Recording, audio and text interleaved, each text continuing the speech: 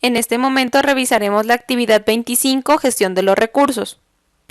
La gestión de los recursos corresponde a la administración de los recursos, a las personas, maquinarias, tecnología, dinero y demás recursos que se empleen como medios para lograr los objetivos y cumplimiento de los requisitos definidos por la misma organización o requisitos externos. La organización debe determinar y proporcionar los recursos que sean necesarios para el establecimiento, implementación, mantenimiento y mejora continua de su sistema de gestión de la calidad. Tales recursos son los siguientes: las personas. La organización debe proporcionar el recurso humano pertinente y necesario para realizar las actividades y lograr los objetivos y resultados definidos previamente por la organización. En relación a la infraestructura, la organización debe proporcionar y mantener en estados adecuados la infraestructura necesaria para realizar las actividades y tener un ambiente de operación adecuado. La infraestructura puede incluir los edificios y servicios relacionados con estos edificios, equipos, incluyendo hardware y software, recursos de transporte y también tecnologías de la información y la comunicación. En relación al ambiente para la operación de los procesos, la organización debe determinar, proporcionar y mantener un ambiente para la operación adecuado. Este ambiente puede ser una combinación de factores humanos y físicos, los cuales pueden incluir factores sociales, por ejemplo, no discriminatorios, un ambiente tranquilo, libre de conflictos, también factores psicológicos, por ejemplo, los relacionados con la reducción de estrés, evitar el síndrome de agotamiento, también el cuidado de las emociones. En relación a los factores físicos, tener en cuenta condiciones como calor, humedad, iluminación, el ruido, la higiene. Estos factores se van a definir de acuerdo a las actividades que realice su organización. También se consideran los recursos de seguimiento y medición. En caso de que aplique, la organización debe asegurarse de que cuenta con los recursos necesarios para asegurarse de la validez de los resultados obtenidos cuando se realice el seguimiento o la medición para verificar la conformidad de los productos y servicios con los requisitos que han sido previamente establecidos. La organización requiere asegurarse de que estos recursos son acordes a las actividades que realiza y se mantienen en condiciones adecuadas. La organización requiere también mantener información documentada de que estos recursos son idóneos para las actividades que realiza. Debe mantener evidencia de los controles que aplican a estos recursos de seguimiento y medición. En caso de que aplique el equipo de seguimiento y medición, es necesario que éste se calibre o verifique teniendo en cuenta intervalos planificados o antes de que el equipo sea utilizado, contra patrones de medición que sean trazables o patrones de medición internacionales o nacionales. Cuando no existan tales patrones, debe mantenerse información documentada de la base que ha sido utilizada para la calibración o verificación. Es necesario que el equipo sea identificado de acuerdo a su estado. Deben protegerse para que la calibración o verificación se mantengan de manera adecuada. En caso de que se identifique que el equipo no ha sido debidamente calibrado o verificado, se debe de igual manera revisar que los resultados que han sido medidos con base en este equipo presenten resultados correctos. En caso contrario, se deben tomar las medidas pertinentes. Por ejemplo, volver a hacer la verificación de los resultados que previamente se evaluaron. Como otro recurso también tenemos el conocimiento de la organización. La organización debe determinar los conocimientos que son necesarios para realizar su operación. Esta información debe mantenerse y ponerse a disposición de acuerdo a las necesidades de la organización. En caso de que, de acuerdo a las actividades que realiza la organización, se presente alguna actualización, la organización debe considerar estos cambios y ajustar su metodología de trabajo y de esta manera realizar sus actividades teniendo en cuenta los cambios y actualizaciones necesarios. Los conocimientos de la organización pueden basarse en fuentes internas, como la experiencia, la propiedad intelectual, lecciones aprendidas de los fracasos, proyectos que han sido de éxito o también los resultados que hemos obtenido como mejoras del producto o servicio que proporciona la organización. También estos conocimientos pueden provenir de fuentes externas, normas, la academia, conferencias, pueden ser también fuentes como los clientes, los proveedores. El proceso de la gestión de los recursos, como acabamos de ver, involucra tanto al personal de la organización, la infraestructura, el ambiente para las operaciones, los recursos de seguimiento y medición y también el conocimiento de la organización. Por lo tanto, las fuentes de entrada son los procesos de planificación del sistema de gestión, el proceso de los abastecimientos que proporcionan los recursos y el proceso de seguimiento, medición, análisis y evaluación teniendo en cuenta las mejoras que puedan aplicar. En las entradas tenemos que estas se definen con base en la identificación de necesidades de recursos, infraestructura, hardware, software, personal, entre otros, es decir, los recursos que apliquen con base en lo que acabamos de revisar. De igual manera, es importante que la comunicación sea adecuada y sea fluida, teniendo en cuenta que esta comunicación nos va a permitir proporcionar los recursos necesarios, así como también es importante la intervención de la alta dirección, quien debe asegurarse de que los requisitos han sido comprendidos por el personal pertinente y se cumplen de manera adecuada. Las actividades están relacionadas con la identificación y asignación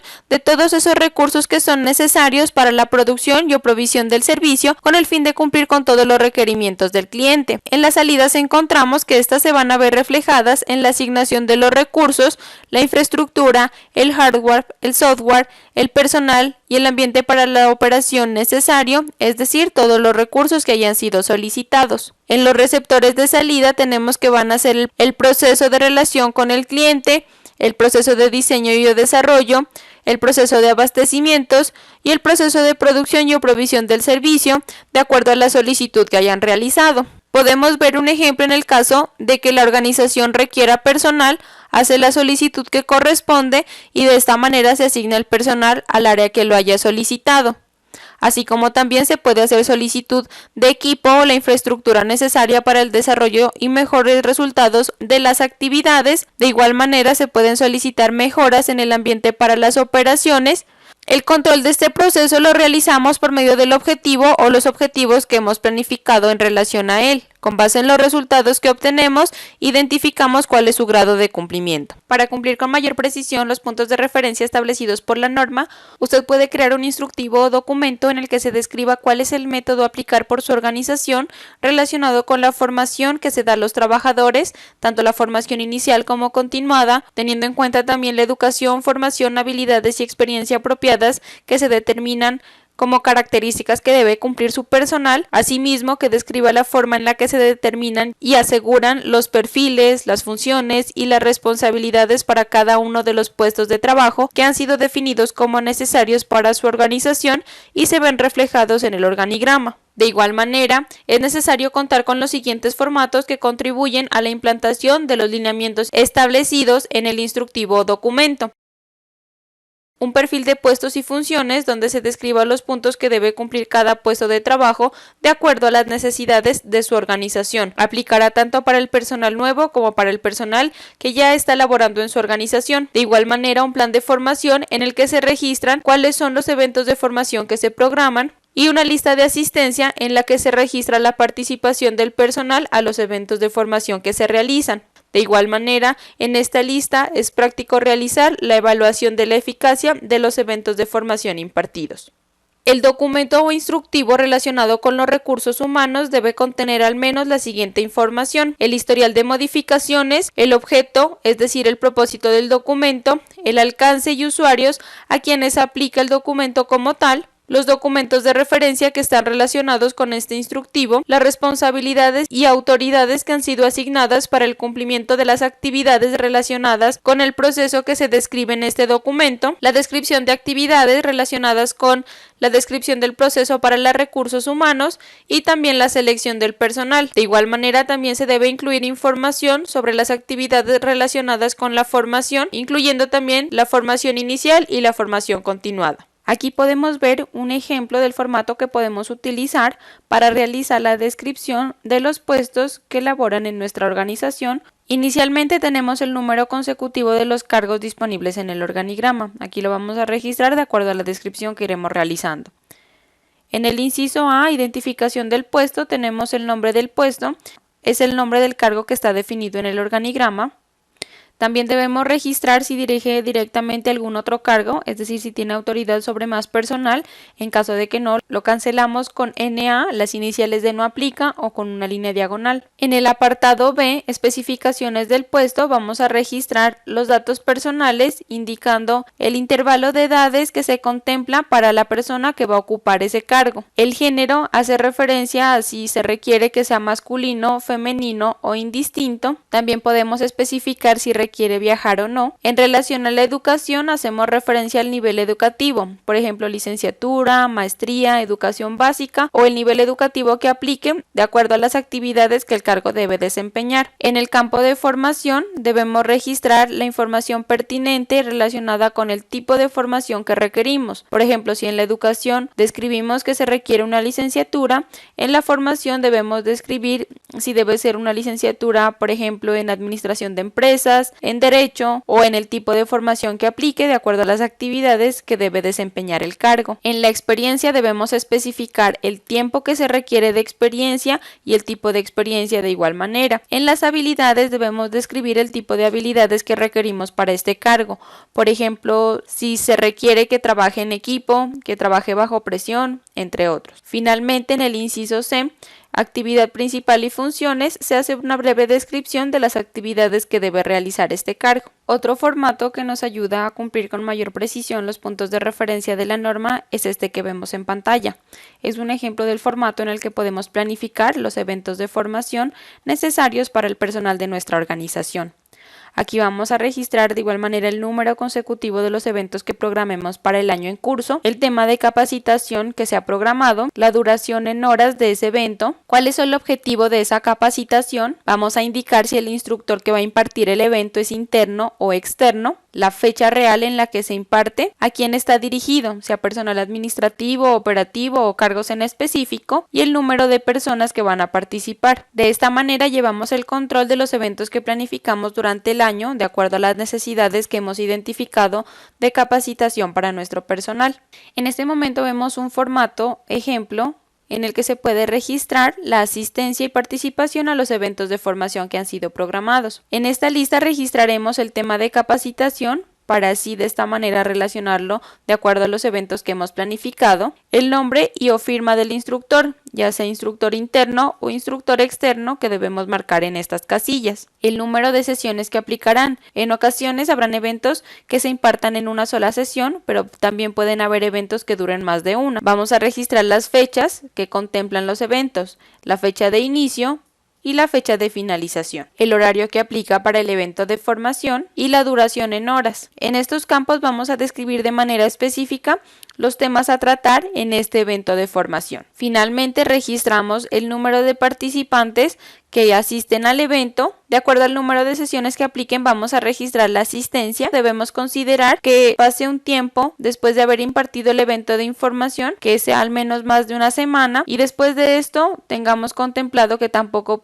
tome más de un mes realizar la evaluación de la eficacia de este evento, ya que de nada sirve impartir únicamente el evento y no verificar si cumplió con los objetivos o si en realidad se deben tomar acciones para reforzar. Por lo tanto, con el apoyo del jefe inmediato del personal que participa en el evento, vamos a identificar si la persona mejoró o no mejoró en su desempeño de acuerdo al evento de formación que se le ha impartido.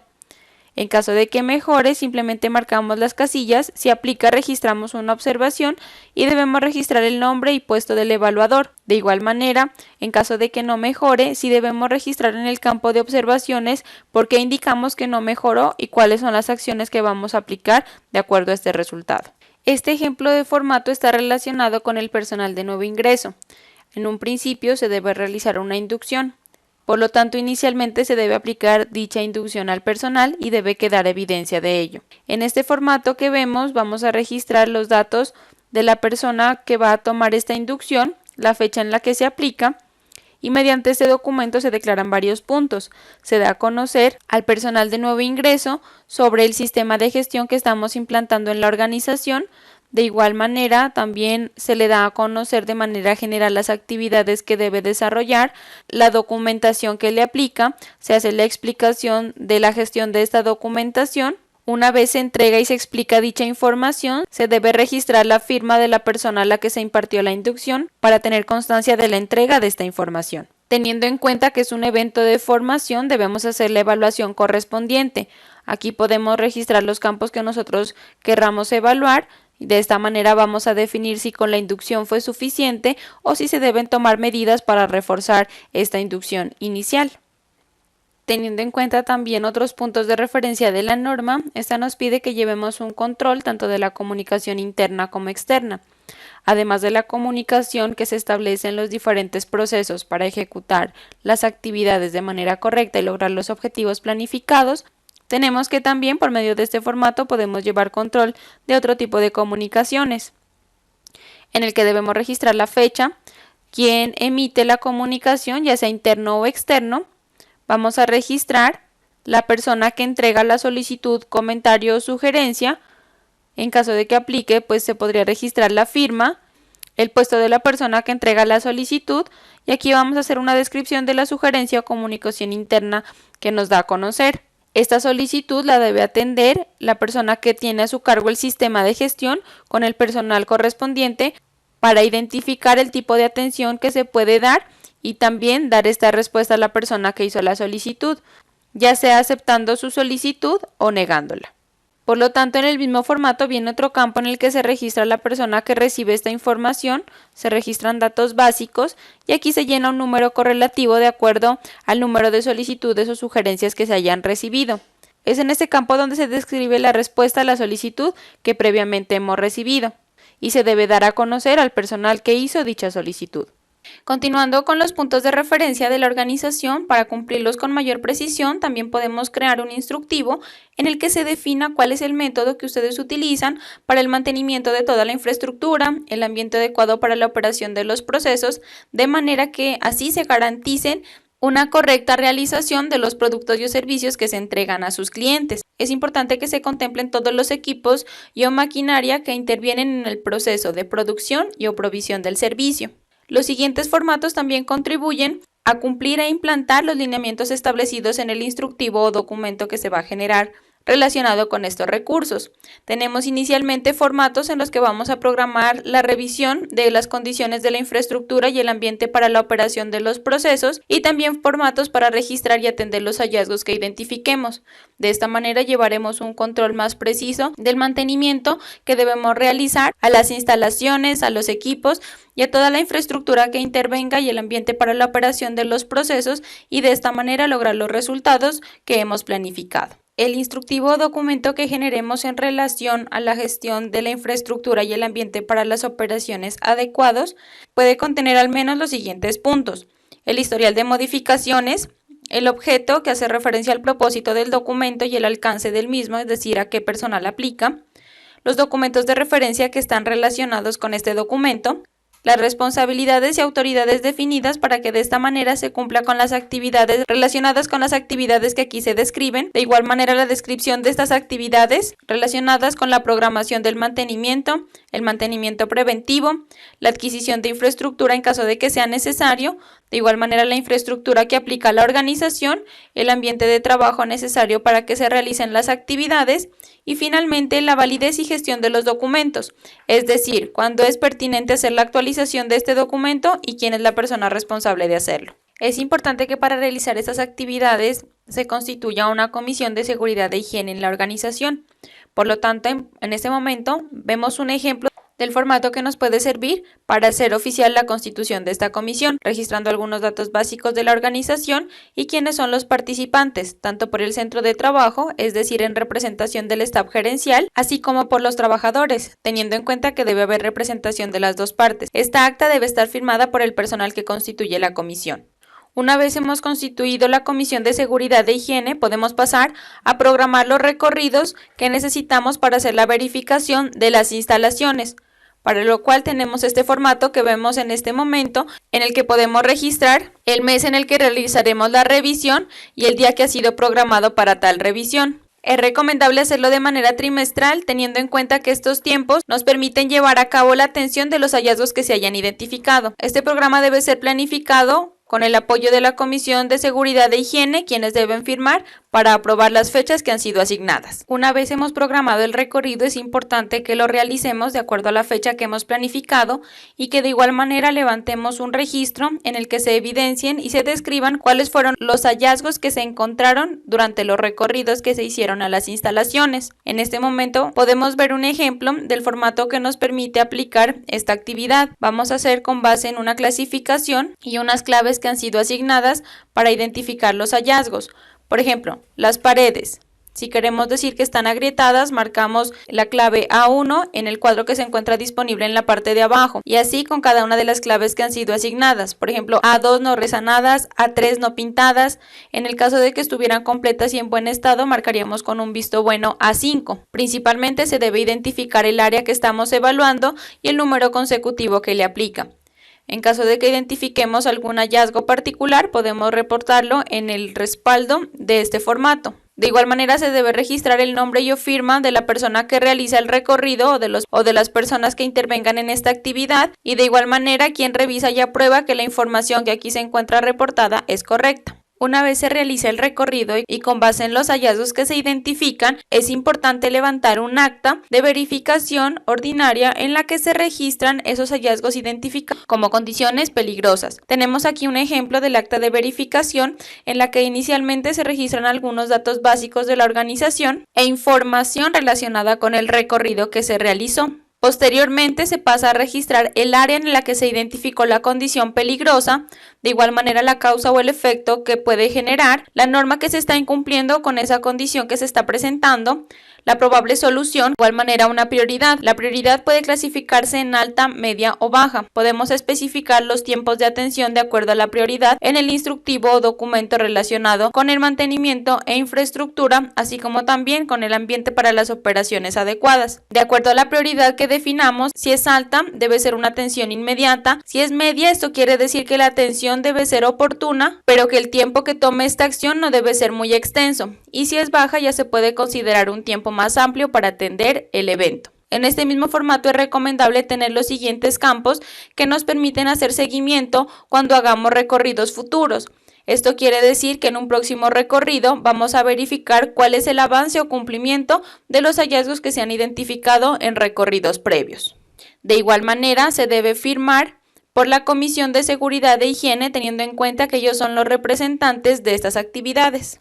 Así como realizamos recorridos programados, también es posible que se presenten emergencias que afecten a las instalaciones de nuestra organización. En caso de que esto se presentara, debemos también levantar un acta en la que registraríamos cuál es el estado de nuestras organizaciones después de la ocurrencia de un evento extraordinario. Es decir, que se debe hacer un recorrido cuando sea pertinente para verificar el estado de las instalaciones y adjuntar la evidencia que aplique. De esta manera, atender los hallazgos y aplicar las acciones necesarias. Teniendo en cuenta la infraestructura con la que contamos, es importante tener un control de los equipos y o maquinaria que están directamente relacionados con la producción y o provisión del servicio que realiza la organización. Por lo tanto, es conveniente que ya sea por medio de un sistema o por medio de este formato u otro medio que nosotros tengamos disponible, llevemos un control de esos equipos, sobre todo de aquellos que requieren mantenimiento. Aquí vamos a registrar el número del equipo, le vamos a asignar una clave en caso de que no la tenga, es decir, un código que nos permita identificarlo. El equipo que corresponde puede ser, por ejemplo, el equipo número 1, entonces la clave va a ser E1. Vamos a identificar la marca, el modelo, vamos a hacer una breve descripción del equipo, el número de serie o licencia en caso de que le aplique, el año en el que fue adquirido. De esta manera podemos tener un control de los equipos con los que contamos y así también vamos a definir cuáles son aquellos que requieren mantenimiento y con qué periodicidad. Una vez hemos definido cuáles son los equipos y o maquinaria que requieren mantenimiento,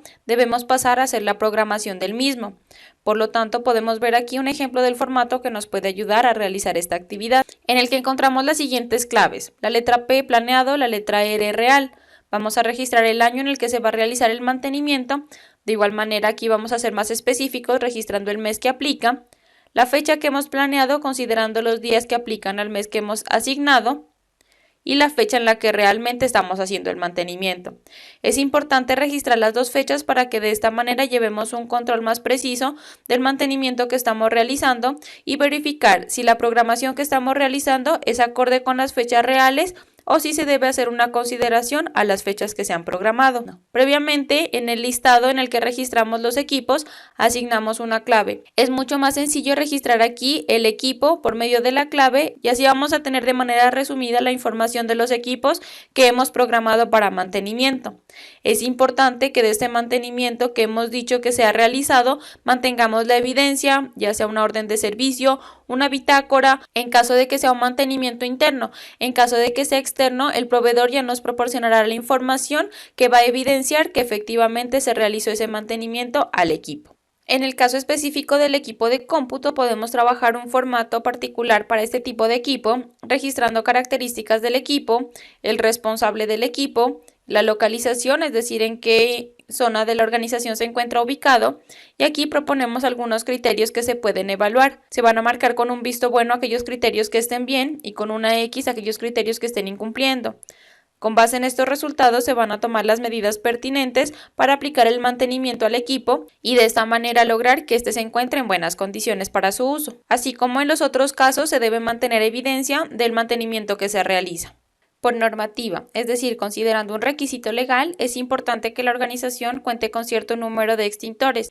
Esto depende de las actividades que realiza, así como también en relación al tamaño físico de su organización, es decir, los metros cuadrados que corresponden a su organización. Tenemos que se debe registrar la fecha en la que se revisa, el horario de inicio y término de la revisión.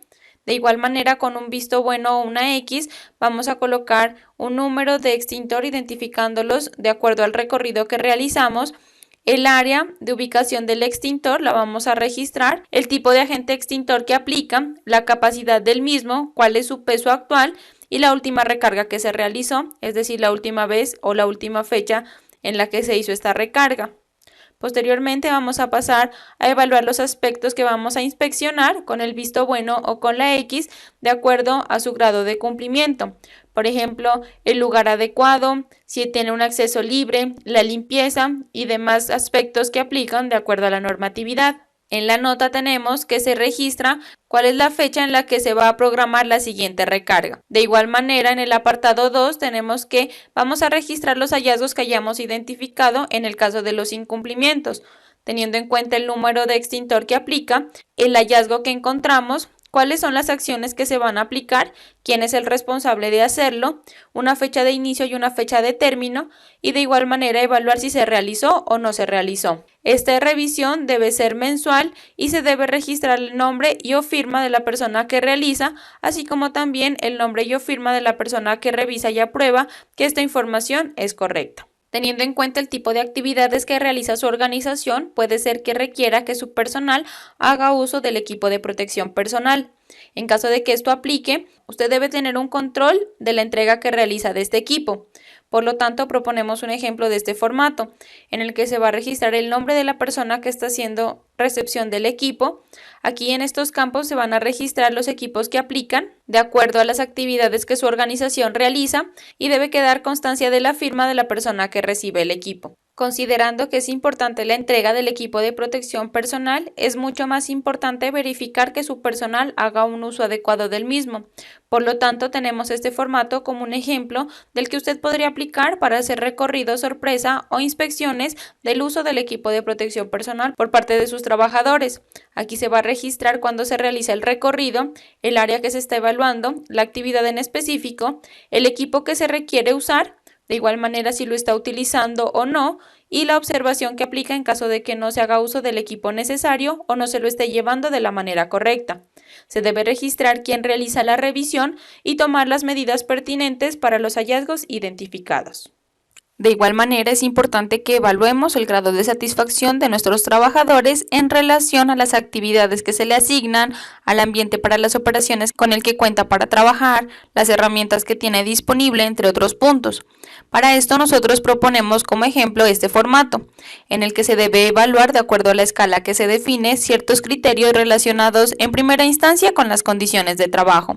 Aquí damos algunos ejemplos de los criterios que se pueden evaluar. De igual manera podemos evaluar otro aspecto que es la cooperación, así como también la supervisión, condiciones físicas de trabajo, satisfacción en el trabajo, asignando a cada una la evaluación que corresponde, de acuerdo a la escala de evaluación que hemos definido. Finalmente podemos dejar un campo disponible para que el trabajador registre las recomendaciones, observaciones o algún comentario que nos permita lograr alguna mejora en el ambiente de trabajo. Esta evaluación de la satisfacción de nuestro personal debe ser atendida de acuerdo a los resultados que hemos obtenido. Es importante que también realicemos una revisión a las instalaciones en relación a si estas se encuentran en buenas condiciones o no.